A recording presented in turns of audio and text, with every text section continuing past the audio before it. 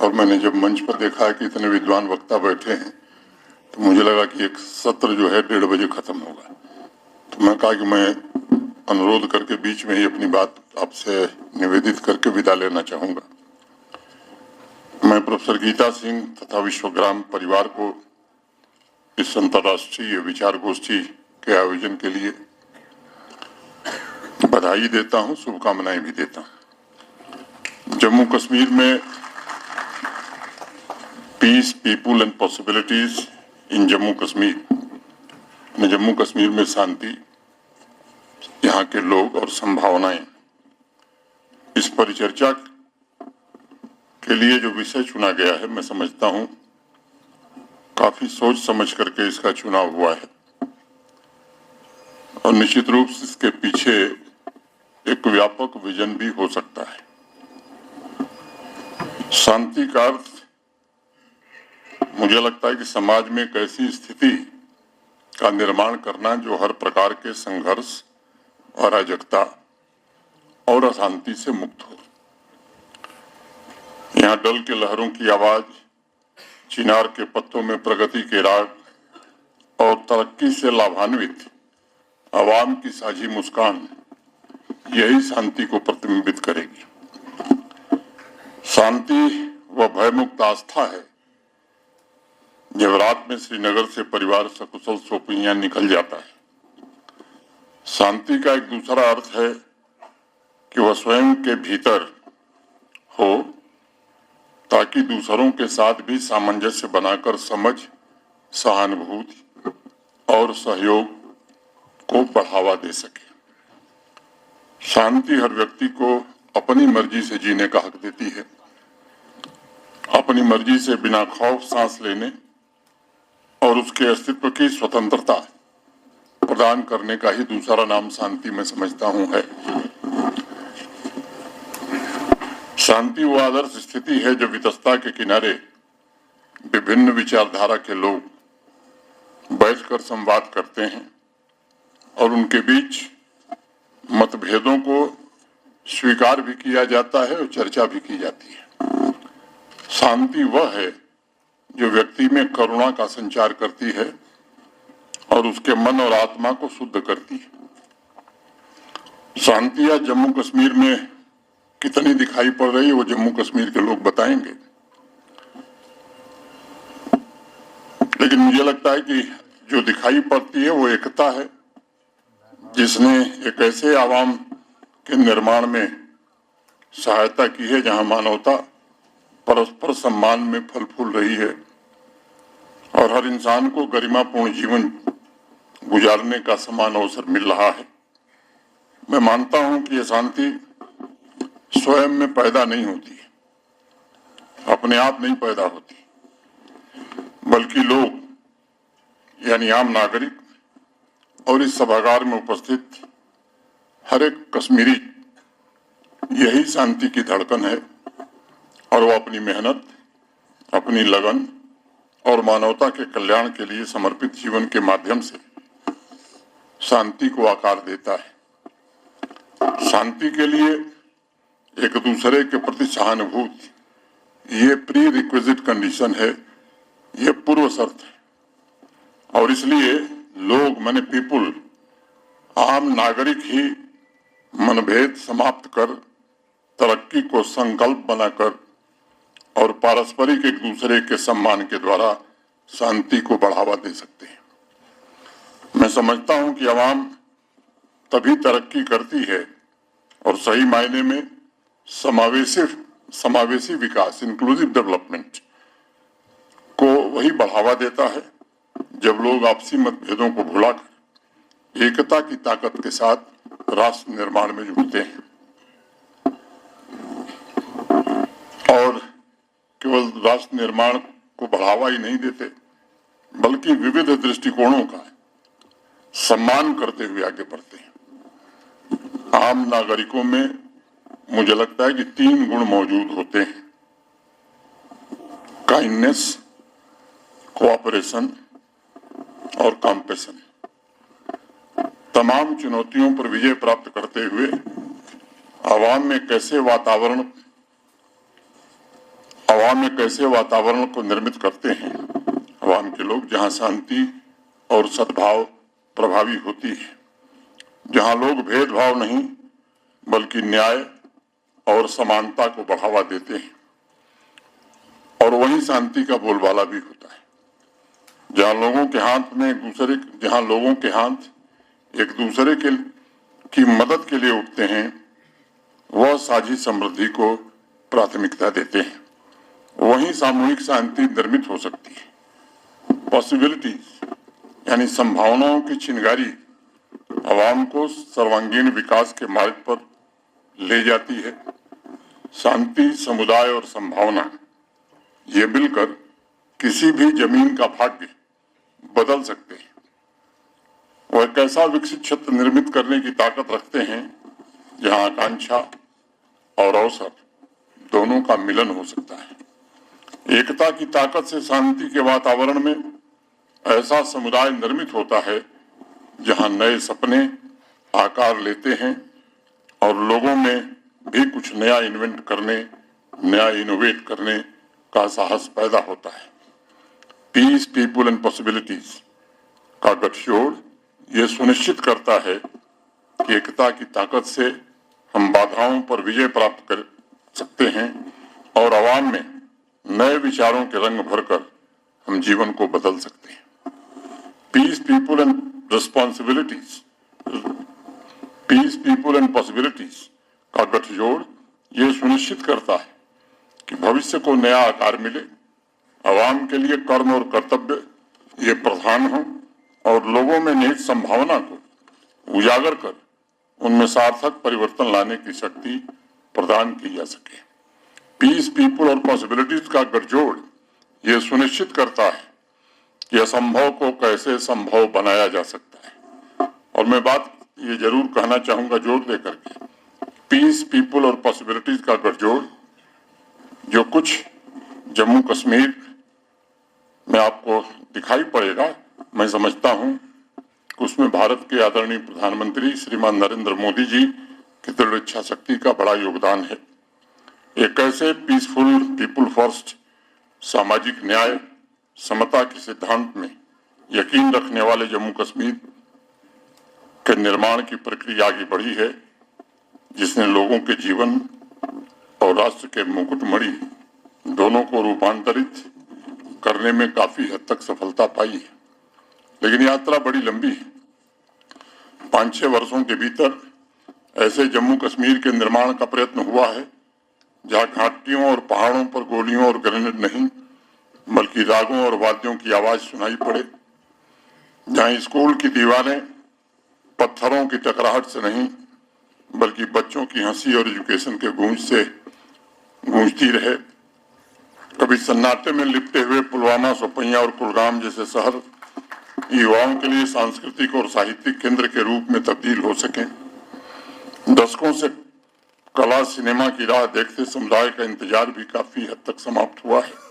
वीरान सड़कें तरक्की की कल्पना से गुलजार होने लगी हैं। अब खेत खून से लहूलुहान नहीं होते बल्कि फसलों और बगीचों से लहला रहे हैं। उसके बारे में हमारे वाइस चांसलर साहब ने अभी थोड़ी सी जानकारी आपको दी है। लाल चौक और पोलो व्यू जैसे बाजारों में अब सन्नाटा नहीं है बल्कि वो नई जीवंतता से धमकने का काम कर रहे हैं। वितस्ता की लहरों पर आतंक नहीं, नई आशा, नई आकांक्षा तैरने लगी है। मैं जानता हूं देश में बहुत से लोगों को यकीन नहीं होता है कि आखिर जम्मू कश्मीर में ये बदलाव आया कैसे। निश्चित रूप से जो भी बदलाव आया है, मैं मानता हूं कि एक अच्छी दिशा में आगे बढ़ा है। तमाम चुनौतियों को पार करते हुए जिन उपलब्धियों को जम्मू कश्मीर ने प्राप्त किया है वो निश्चित रूप से सराहनीय है। लेकिन ये सच है कि अभी भी हमारे सामने, मैंने पहले कहा, सफर बहुत लंबा है। 3 दशकों में जो कुछ बदला था उसे 5-6 वर्ष में भर दिया जाए, ये बड़ा कठिन काम होता है। लेकिन प्राचीन समय में जम्मू कश्मीर का जो स्वरूप था, जिसमें समुदाय अपने गौरव शिखर पर था, वहां तक पहुंचने के लिए केवल सरकार, प्रशासन ये सफल नहीं हो सकते। यहाँ के हर एक नागरिक को मिलकर इसके लिए काम करना होगा। तमाम बलिदानों से अर्जित की गई शांति को कायम रखना होगा। जम्मू कश्मीर के बारे में कहा जाता है कि एक ऐसी तपोभूमि है जहाँ प्राचीन समय में हर पंथ, हर मजहब और हर उपासना पद्धति को फलने फूलने का अवसर मिला और इसने शांति, सौहार्द, संपन्नता और सामाजिक न्याय की जमीन के रूप में हजारों वर्षों तक अपना स्थान भी बनाए रखा। हमें उन आदर्शों को पुनः प्राप्त करना होगा और सामाजिक आर्थिक न्याय की व्यवस्था को और सशक्त बनाना होगा। विश्वग्राम के इस महत्वपूर्ण आयोजन पर मैं एक और बात कहना चाहूंगा। कई बार आवाम ये तलाश करने लगती है कि उसे कोई रास्ता दिखाने वाला हो और कोई उसे उसके सपनों को सच में तब्दील करने के लिए प्रेरित करने वाला। ऐसे में हमें अपने पूर्वजों की विरासत को याद रखना यही सबसे महत्वपूर्ण होता है। हमें योगिनी ललेश्वरी और नंद ऋषि के आदर्शों को केवल समझना और पढ़ना नहीं होगा, उनको जीना होगा, ताकि सर्वधर्म समभाव के चिंतन से जम्मू कश्मीर तथा भारतवर्ष को आत्मनिर्भर और विकसित बनाने तथा राष्ट्रीय लक्ष्यों को प्राप्त करने में हम कामयाब हो सकें। हमें गुरुदेव रविन्द्रनाथ टैगोर के वचन को भी याद रखना होगा, जिन्होंने कभी कहा था कि मैं भारत को चाहता हूं इसलिए नहीं क्योंकि मैं इसके भूगोल की पूजा करता हूं या मैंने इस धरती पर जन्म लिया है, बल्कि इसलिए क्योंकि इसने अशांति के युगों में भी उन जीवन शब्दों को सुरक्षित रखा है जो इसके महान सपूतों की प्रदीप्त चेतना से निकले थे।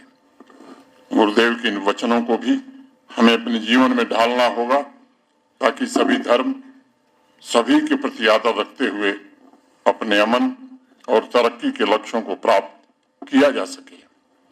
मित्रों, अथर्ववेद में हमारे पूर्वजों ने कहा कि जनन बिभ्रति विवाचसम नाना धर्माण पृथ्वी यथोकसम, अर्थात यह पृथ्वी जिस पर विभिन्न आस्था, विश्वास और चेतना के लोग एक शांतियुक्त घर के समान रहते हैं, वह हम सभी को सुख और शांति दे। और इसलिए मैं मानता हूं कि अस्थायी शांति और समावेशी विकास के लिए आवाम को इन संस्कारों और मूल्यों का पालन करते हुए ही आगे बढ़ना होगा। शांति की जमीन के पिलर्स में दो बड़े महत्वपूर्ण पिलर्स हैं, एक सहयोग और दूसरा भाईचारा। हजारों वर्ष पूर्व हमारे ऋषियों ने यजुर्वेद में लिखा, मित्रस्य चक्षुषा समीक्षामहे, अर्थात हम एक दूसरे को मित्रता की दृष्टि से देखें। मैं आप सबसे अनुरोध करना चाहूंगा कि आइए हर एक इंसान के भीतर मौजूद आंतरिक एकता को स्वीकार करें, उसका सम्मान करें तथा आपसी समझदारी, सहयोग, भाईचारा और मित्रता से शांति और विकास में हम भी योगदान दें। आज मैं आवाम से एक दूसरा अनुरोध भी करना चाहता हूं, कभी भी अपनी चेतना से आदर्शों को विलुप्त मत होने दीजिए। बड़ी कुर्बानी और मशक्कत से पिछले 5-6 वर्षों में जम्मू कश्मीर ने आज ये मुकाम हासिल किया है। पता नहीं कितने जम्मू कश्मीर पुलिस हो, आर्मी हो, केंद्रीय सुरक्षा बल हो या अन्य भी अनेक यहाँ के नागरिक हों, सिविल एडमिनिस्ट्रेशन है के लोग हों, बड़े बलिदानों के बाद ये स्थिति हासिल हो सकी है।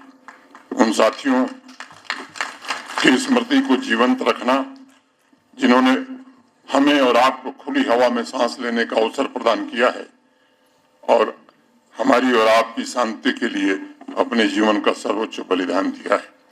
उनका त्याग आपके लिए शांति और विकास के प्रति दृढ़ आस्था का काम करेगी। यह प्रयास निरंतर चलते रहना चाहिए।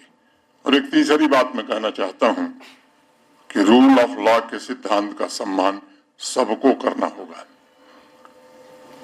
जो समाज रूल ऑफ लॉ का सम्मान नहीं करता, वहां शांति स्थापित हो नहीं सकती और जहां शांति नहीं रहेगी वहां विकास कभी हो नहीं सकता।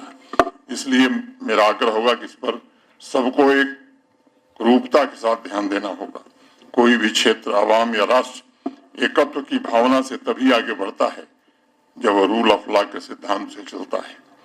रूल ऑफ लॉ प्रत्येक नागरिक को उसके कर्तव्यों की सदैव याद दिलाता है और उसे प्रेरित करता है कि अधिकारों को प्राप्त करने से पहले अपने कर्तव्यों का भी हमें निर्वहन करना होगा। और चौथा अनुरोध मैं करूंगा कि हमें सेवा के मूल्यों को आवाम में स्थापित करना ही होगा।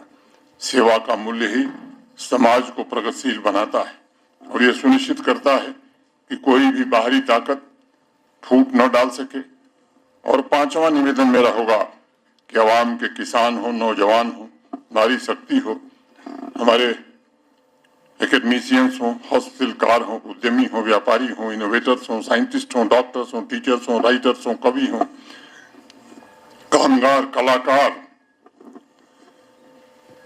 चाहे वो पुलिस प्रशासन के हमारे अधिकारी हो, सिविल एडमिनिस्ट्रेशन के ऑफिसर्स हो, आर्मी हो, ये सबको मिलकर के एक यूनिट की तरह राष्ट्र की शक्ति बनकर काम करना होगा, ताकि पिछले कुछ दिनों में जो बदलाव हुए हैं, शांति और उसके लाभों की रक्षा करते हुए उसमें हम कैसे और वृद्धि करके हम अपने गंतव्य तक पहुंच सकें।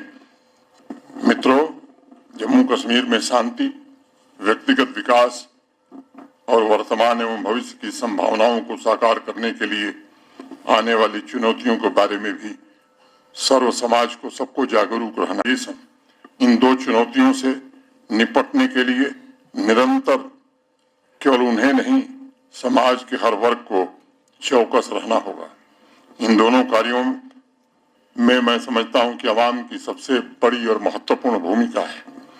आज भी टेरर इकोसिस्टम के कुछ तत्व ऐसे हैं जो पाकिस्तानी आतंकवादी संगठनों की जुबान बोलकर तरक्की की राह में रुकावटें पैदा करना चाहते हैं। हमें ऐसे तत्वों को पहचानना भी होगा, बेनकाब भी करना होगा और ये सुनिश्चित करना होगा कि आवाम में उनके लिए कोई जगह अब नहीं बची है। आप हमेशा इस बात को ध्यान में रखिएगा, सिर्फ पूरे देश ही नहीं बल्कि पूरे दुनिया की निगाहें आज जम्मू कश्मीर पर टिकी है। जो घटना पुलवामा में हुई थी, उसके बाद जिस तरह से कश्मीर की आवाम सड़क पर निकली, चाहे वो श्रीनगर शहर हो या घाटी का कोई गांव हो, मैं कह सकता हूं उसका श्रेय कोई नहीं ले सकता। वो स्वतः स्फूर्त था, स्पॉन्टेनियस था, लोग खुद निकले सड़क पर। उसने पूरी दुनिया को चौंकाने का काम किया है। मुझे लगता है कि उस स्पिरिट को हमें किसी भी हाल में केवल बरकरार नहीं रखना है, उसे आगे बढ़ाना है। और कुछ लोग अगर कोशिश करते हैं उस स्पिरिट को कैसे खत्म किया जाए, तो उनको पहचानना भी होगा, उनका प्रतिकार भी करना होगा। हमें शांति, सहयोग और मित्रता के आदर्श से ही विकसित जम्मू कश्मीर और विकसित भारत के निर्माण में अपनी भूमिका का भी निर्वहन, रचनात्मक भूमिका का निर्वहन करना होगा। मैं एक बार पुनः प्रोफेसर डॉक्टर गीता सिंह, विश्वग्राम के सभी साथी, यहाँ उपस्थित सभी विद्वतजन और आप सबको इस गोष्ठी के लिए बधाई भी देता हूँ, शुभकामनाएं भी देता हूँ। उम्मीद करता हूँ कि 2 दिन में जो चर्चा होगी वो केवल एकेडमिक चर्चा नहीं बल्कि उसके कुछ ऐसे परिणाम भी हम निकाल सकें कि इस सेमिनार में ये 3 बातें हमने ग्रहण की हैं और इन 3 बातों को निश्चित रूप में से हम अपने जीवन में लागू करेंगे। क्योंकि परिवर्तन जो शब्द है वो स्वयं में प्रथम पुरुष एक वचन का शब्द है, फर्स्ट पर्सन सिंगुलर नंबर आई। अच्छी बात कहना, अच्छा भाषण देना और काम में, आचरण में उसको न उतारना, मैं समझता हूँ उससे परिवर्तन होता नहीं है। बापू सदैव एक बात कहते थे कि जो परिवर्तन आप देखना चाहते हो उसे स्वयं से शुरू करो। मैं समझता हूँ कि अगर ये काम हम कर सके तो निश्चित रूप से उस लक्ष्य को हम प्राप्त कर सकेंगे। मैं आप सबके प्रति हृदय से कृतज्ञता ज्ञापित करते हुए अपनी बात पूरी करता हूँ। धन्यवाद। जय हिंद,